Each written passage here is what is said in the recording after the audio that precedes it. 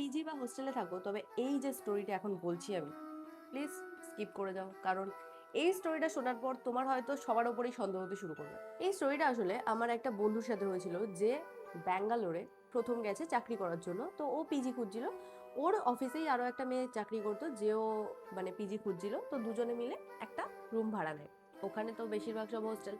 তো যে রুমটা ভাড়া নেয় সেটা দোতলায় ছিল, আর দোতলায় 4টে রুম ছিল। 4টে রুমের মধ্যে ওরা একটা রুম নেয়, আর মালিক জানায় যে সবে নতুন রুম, তো সবাই আস্তে আস্তে আসবে, আর এক একটা রুমে ওই 3জন করে থাকা যাবে, এরকম রুম। তো ফার্স্ট ওরা যে রুমটা নেয়, মানে সিঁড়ি থেকে উঠেই একদম প্রথম রুমটা, তো ওরা দুজনে প্রথম দিন তো থাকতে শুরু করে। এবারে মালিক জানায় যে ওদের সাথে আরো একটা মেয়ে আসবে, যে কয়েকদিনের মধ্যেই শিফট করবে, তো তোমরা একটু ম্যানেজ করে থেকো। তো দুজনে এরা চেনা, আর অফিসে সারাদিন যাচ্ছে, তারপরে বাড়িতে ফিরছে, জাস্ট খাচ্ছে আর ঘুমাচ্ছে। তো ওদের তো বাড়ির সাথে তেমন এ নেই, তো যেই থাকবে তাতে কি যায় আসে। এবারে ওরা ওই দিন রাতের বেলা মালিকের সাথে দেখা করে শিফট হয়ে যায়। আর তার পরের দিন ওরা শুনতে পায় যে কেউ একজন সিঁড়ি থেকে ট্রলি নিয়ে উঠছে। তো ওপর তলা তো পুরো ফাঁকা, তো ওরা বুঝতে পারে যে ওদের সাথেই যে মেয়েটা থাকতে আসবে, মানে মালিক যার কথা বলেছিল সেই মেয়েটাই হয়তো আসছে। ওরা ট্রলির শব্দ পেয়ে দুজন দুজনকে বলে, ও, দুজনের নামই তো বলা হয়নি। তো আমার যে বন্ধু তার নাম হচ্ছে রিমা, আর আর একজন যার নাম তার নাম হচ্ছে প্রিয়া।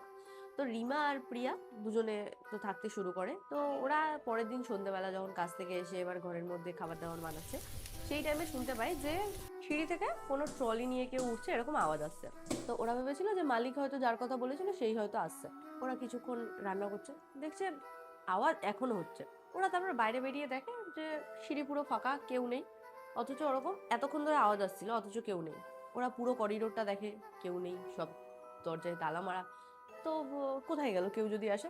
তো ওরা ভাবে ছাড়, বাদ দে, আমরা হয়তো ভুল শুনেছি বলে ওরা আবার রান্না করতে চলে যায়। তার আধ ঘন্টা পরে কলিং বেল বাজে, মালিক আসে।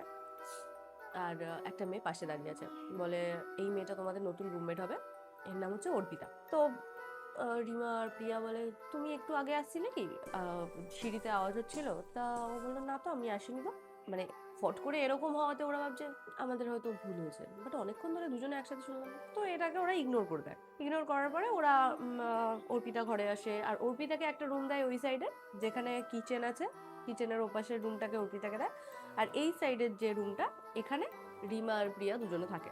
ওই দিন রাতের বেলা প্রিয়া আর রিমা খেয়ে নিয়েছিল যেহেতু, তো এবার শুতে চলে যায় ওরা দুজন। আর অর্পিতা ওর রুমে গিয়ে তারপর ওর মতো, কারণ নতুন মেয়ে ওরা অতটা পাত্তা দেয় না, ঘুমিয়ে পড়ে। পরের দিন ওরা যখন অফিস থেকে আসে, দেখে অর্পিতা ঘরে এখনো আছে। আর অর্পিতা এয়ার হোস্টেস। তো ও জানায় যে আমি সবসময় থাকি না, আমি বেশিরভাগ টাইম ফ্লাইটের জন্য তো বাইরে যাই। তো সবসময় আমি নাও থাকতে পারি, তো যদি না থাকি তুমি আমার রুম খোলার দরকার নেই। তো এরা বলে তোমার রুম কেন খুলতে যাবো। তো এই কথা হয়ে যায়। ওরা এবারে থেকে যায় আবার। ওরা এবার আবার রাতে খেয়ে দিয়ে ঘুমিয়ে পড়ে, অর্পিতা অর্পিতার মতো খায়। এর ঠিক দুদিন পরে রিমা ঘুমাচ্ছে, আর ওদিকে প্রিয়ার জল খাওয়া পেয়েছে, ঘরে দেখে জল নেই, তো ও জল খেতে ওঠে।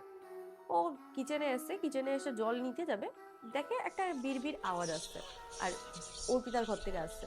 ও ভাবে উম, কিছু কি হয়েছে বলে ও রুমের পাশে, মানে এই দেয়াল আর তার সাথে যে দরজা, তার মাঝখানে হালকা একটু ফাঁক আছে, যেখান থেকে ভেতরে কি হচ্ছে দেখা যায়, কিন্তু খুব বেশি দেখা যায় না, অল্প দেখা যায়।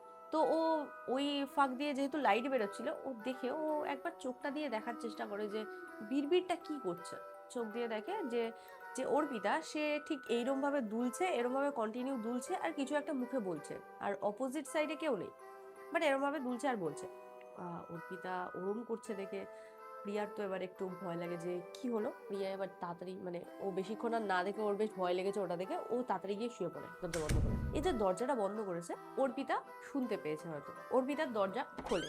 মানে প্রিয়া সবে ঘরে ঢুকে দরজাটা বন্ধ করেছে, সেই টাইমে শুনলো যে অর্পিতার ঘরের দরজা খোলা হয়েছে, আওয়াজ পেয়েছে। এবারে ও ডাইনিং এ এসে দাঁড়িয়েছে, এটা ও ফিল করছে, বাট ও দেখেনি। প্রিয়া আর কোনো কথা না বলে বুঝতে পারলো যে কিছু একটা ব্যাপার আছে। ও এবারে রিমাকে ডাকতে যায় যে ভাই একটু ওর না, চ না বাইরে, কিছু একটা হচ্ছে। অর্পিতা কি একটা বিড়বিড় করছিল রাতের বেলা শুয়ে। রিমা নর্মালি এটা শুনে বলে, তুই কি পাগল, ঘুমিয়ে পড়, কিছু হয়নি, তুই ঘুমিয়ে পড়, ও তোর মনের ভুল। বলছে না, অর্পিতা ডাইনিং এ দাঁড়িয়ে আছে, আমার মনে হচ্ছে কিছু একটা ব্যাপার হয়েছে। তাতে রিমা কোনো পাত্তা দেয় না, রিমা বলে আমার কালকে অফিস আছে, ঘুমাবো, ঘুমাতে দে বলে ও ঘুমাচ্ছে। আর প্রিয়া এবারে এই যে ব্যাপারটা হলো, ওটা তোর মাথায় ঘুরছে, কিন্তু ও আর কিছু বলে না, ও শুয়ে পড়ে। ওই দিন রাত কেটে যায়। পরের দিন সকালবেলা উঠে দেখে অর্পিতা ডাইনিং এ বসে আছে, আর বসে এরকম ভাবে ঘুমাচ্ছে, মানে বসেই ও এরকম ভাবে চুপচাপ বসে আছে। তারপরে ওরা কাছে এসে বুঝতে পারলো যে ও ঘুমাচ্ছে। রিমা আর প্রিয়া তো দুজনেই অফিস যায়, তো ওরা সকালবেলা উঠে তাড়াতাড়ি রেডি হয়ে বেরিয়ে যায়। রাতের বেলা যখন আসে দেখে অর্পিতা ওইভাবেই ওইখানেই একভাবে বসে আছে। এটা দেখে প্রিয়া আর রিমা ভাবে কি হলো। এবারে ওরা ঘরে ঢুকেই অর্পিতার সাথে কথা বলতে যায় এরম দেখে যে কিছু হয়েছে কিনা। তাতে এবারে অর্পিতা মানে এতক্ষণ ও কোনো হুঁশে ছিল না, ফট করে এটা ডাকাতে ফট করে হুঁশ ফিরল ওর, এরকম একটা ব্যাপার। ও বলে কেন, আমি তো ঘুমাচ্ছিলাম, আজকে রাতে আমার নাইট শিফটে যাওয়ার কথা আছে, তার জন্য আমি ঘুমাচ্ছিলাম। বলে তো এরকম ভাবে বসে ঘুমাচ্ছিলি কেন, ঘরে তো গিয়ে ঘুমাতে পারতি। বলে না ঠিক আছে, আমার ঘুম হয়ে গেছে, আমি এবার বেরোবো। এবারে ও ওই দিন রাতে নাইট শিফটের জন্য বেরিয়ে যায়, এয়ার হোস্টেস যেহেতু। এরপরে ওই দিন রাতেই ও বেরিয়ে যায়, এরা রাতে খেয়ে দিয়ে ঘুমিয়ে পড়ে। এবারে রিমা ঘুমিয়ে পড়েছে, রিমার কোনো হুঁশ নেই। প্রিয়া আবার রাতের বেলা আগের দিন যে টাইমে উঠেছিল ওর হঠাৎ করে সেই টাইমে ঘুম ভাঙে, আর ও ওর ঘর থেকে এবারে সেম ভাবে বিড়বিড় আওয়াজ শুনতে পাচ্ছে। এটা দেখে ও এবার রিমাকে ডাকলো যে ভাই আমি একটা কিছু শুনতে পাচ্ছি, তুই একটু ওর না, চ না, অর্পিতার ঘরে তো কেউ নেই, চ একবার দেখে আসি অর্পিতার ঘরে কি কিছু হচ্ছে কিনা।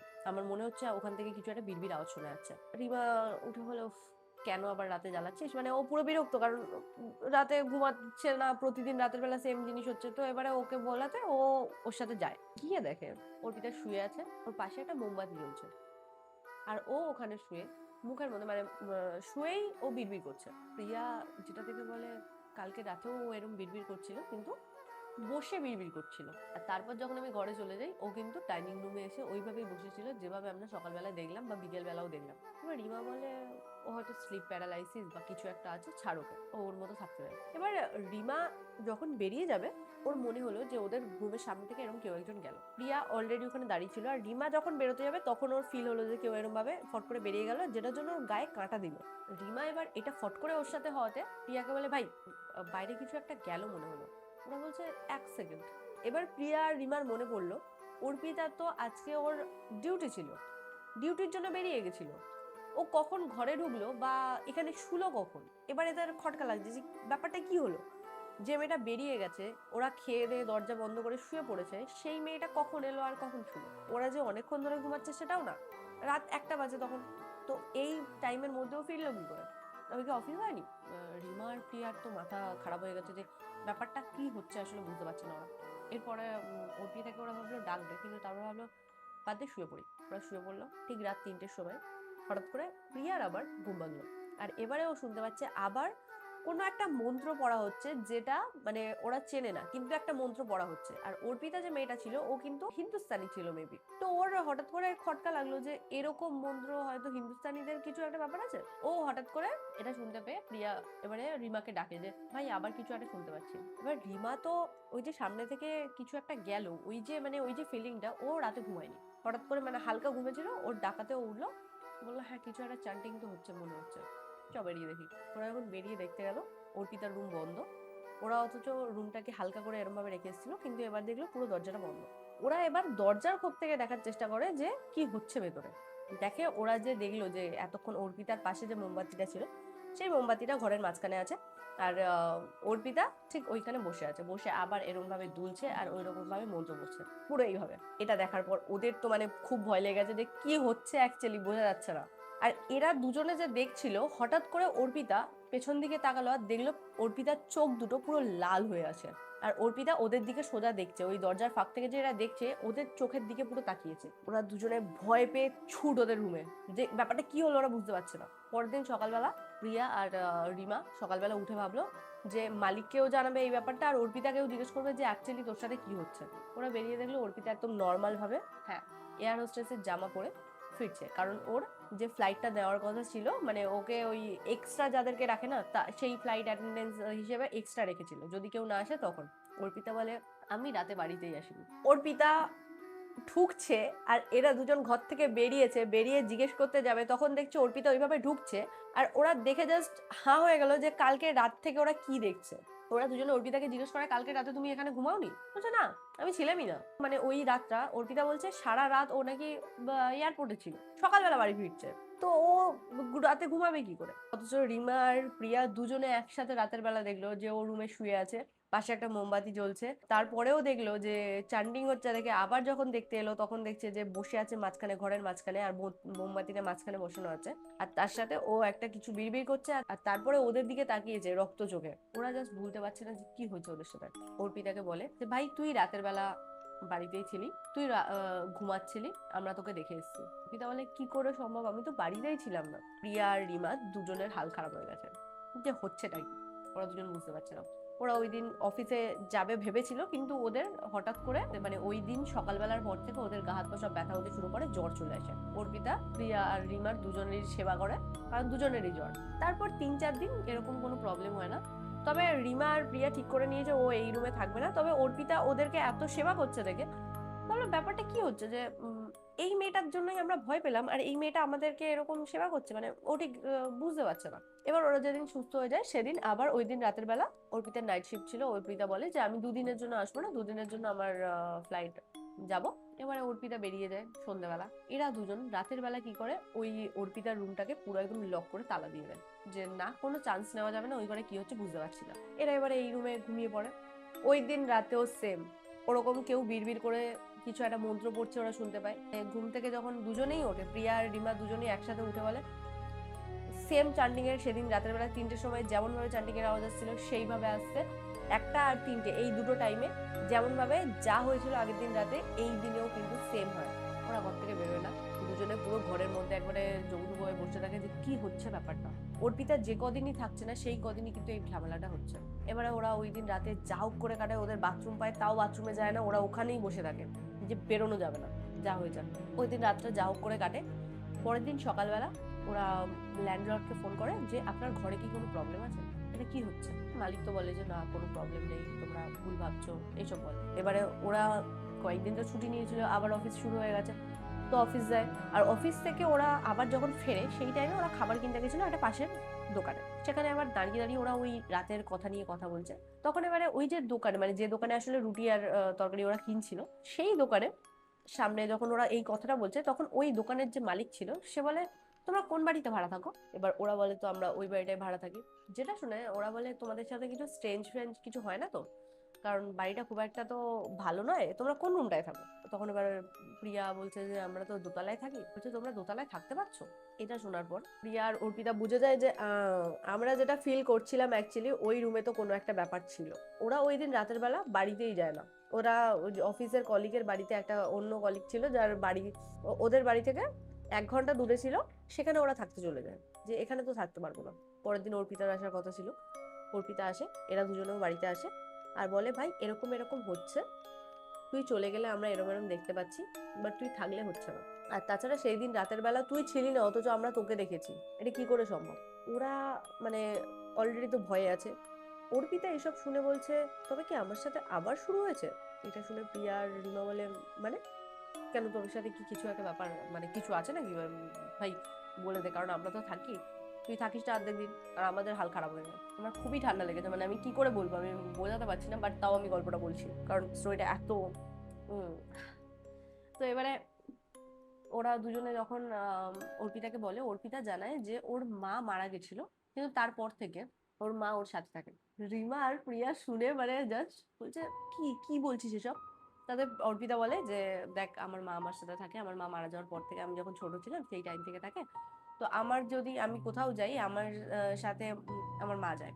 তো হয়তো তোরা আমার মাকে দেখছিলি, মানে আমি যখন থাকছি না তখন আমার মা আমার বাড়িতে থাকছে, আমার সেফটির জন্য সবসময় আমার মা থাকে। মানে তুই কি সাইকো নাকি, মানে এটা কি বলছিস। প্রিয়া আর রিমা জাস্ট ভয়ে ওরা বললো দেখ ভাই আমরা বাড়ি ছাড়ছি, তুই যদি থাকতে চাস থাকতে পারিস, আমাদের কোনো প্রবলেম নেই, বাট আমরা থাকছি না। এইটা বলেছিল, মানে তোমরা বুঝতে পারছো, কেউ তোমার সামনে দাঁড়িয়ে আছো যে বলছে যে আমার সাথে এরকম হয়েছে, আমার মা মারা গেছে, তো তারপর থেকে আমার মা আমার সাথে থাকে। ভাই ইয়ার কি হচ্ছে। এটা শোনার পর প্রিয়া আর রিমা বললো ওকে তুই তোর মার সাথে থাক, আমরা তো তোর সাথে থাকতে পারছি না, কারণ এইভাবে তো থাকা যায় না, এটা কি মানে কি বলছিস তুই। তখন ওর মার ছবি দেখায় ওকে আর ওর মাকে প্রায় অনেকটা সেম দেখতে।